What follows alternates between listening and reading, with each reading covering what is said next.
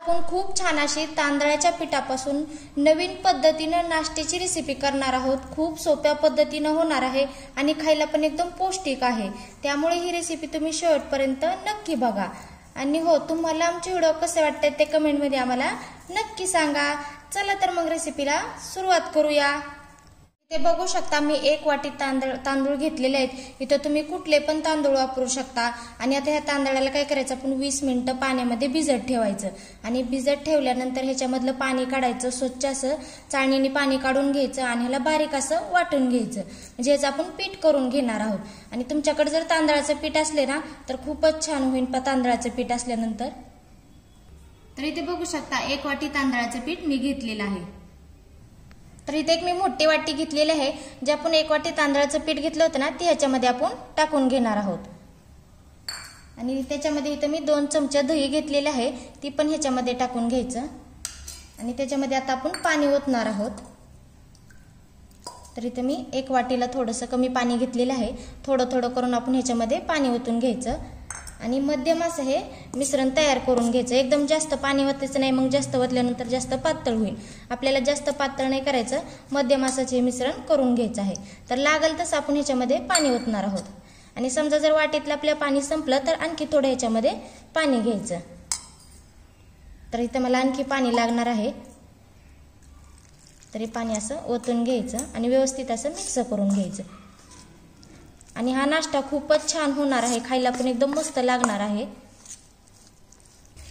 तर इथे बघू शकता अशा पद्धतीने आपण हे मिश्रण तयार करून घेतलेलं आहे।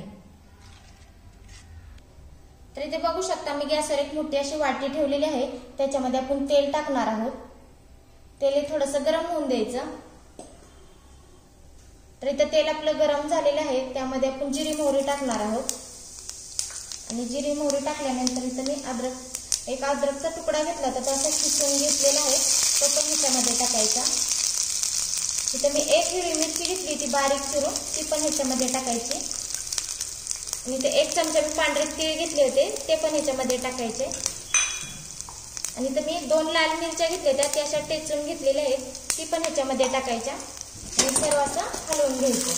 आणि गॅस इथं आता बंद करायचा, म्हणजे आपलं जास्त असं करपत नाही मिरची ते। आणि छान असं हलवून घ्यायचं। तर हे जास्त पण आता आपल्याला परतून घ्यायचं नाही, अशा पद्धतीनेच आपण हे ठेवणार आहोत। तर आता या पिठामध्ये आपण जे तडका देऊन केलेलं होतं ना ते ह्याच्यामध्ये आपण टाकून घेणार आहोत। तर सर्वच ह्याच्यामध्ये टाकून घ्यायचं।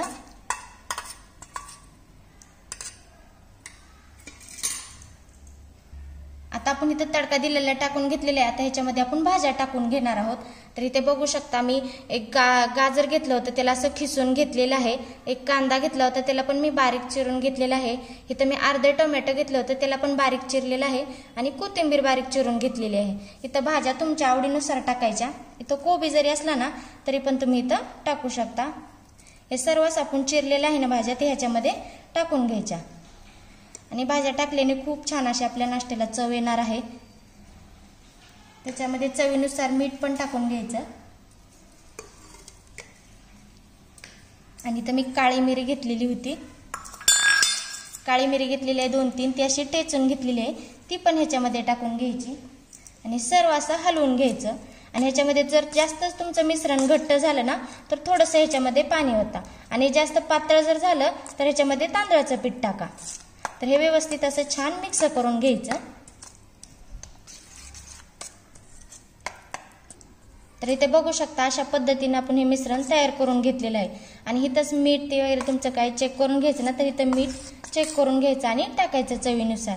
तर हे अशा पद्धतीने आपलं हे मिश्रण तयार झालेलं आहे। इथे मी गॅसवर एक पॅन ठेवलेला आहे, पॅन आपला चांगला गरम झालेला आहे, त्यामध्ये आपण तेल टाकून घेणार आहोत। आणि तेल हे सगळीकडे असं पसरवून घ्यायचं। आणि इथं तुमच्याकडे पॅन नसेल तर इथं तव्याचा पण तुम्ही वापर करू शकता। तेल हे चांगलं असं पसरवून घ्यायचं। तर इथं आपलं तेल पण छान असं गरम झालेलं आहे। जे आपण मिश्रण तयार करून घेतलं होतं ना ते ह्याच्यामध्ये आपण टाकून घेणार आहोत। तर असं व्यवस्थित असं टाकून घ्यायचं आणि छान असं पसरवून घ्यायचं। तर थोडंसं पातळच करायचं, जास्त जाड पण नाही करायचं। आणि गॅस आता मध्यम ठेवायचा आणि ह्याच्यावर आता आपण झाकण ठेवणार आहोत। आणि 2 मिनिटं ह्याला छान असं वाफवून घ्यायचं मध्यम गॅसवरती. तर आता इथं आपले 2 मिनिटं झालेले आहेत. तर आता आपण झाकण काढून घेत आहोत. तर छान असं वाफवलेलं पण आहे.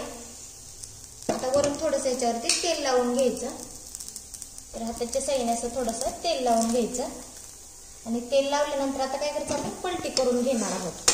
तर आता हे पलटी करून घ्यायचं आणि छान असं लालसर होईपर्यंत आपण खालची साईड पण भाजून घेणार आहोत मध्यम गॅसवरती. तर आता हे बघू शकता आपण खालची साईड हे पलटी करून घेणार आहोत. तर बघा खालची साईड पण किती छान अशी ही भाजलेली आहे आणि मस्त असा आपला नाश्ता पण तयार झालेला आहे. तर इथे बघू शकता मस्त आपला 1 वाटी पीठ तांदळाच्या पिठापासून मस्त असा नाश्ता आपला तयार झालेला आहे. तर हे तुम्ही कुठल्या पण चटणी बरोबर खाऊ शकता किंवा असं खाल्लं तरी पण खूपच छान लागतं. त्यामुळे ही रेसिपी घरी तुम्ही नक्की ट्राय करा आणि व्हिडिओला लाईक आणि सबस्क्राईब करायला विसरू नका आणि घंटीचं बटन अवश्य दाबा. चला तर भेटूया पुढच्या रेसिपीमध्ये. धन्यवाद.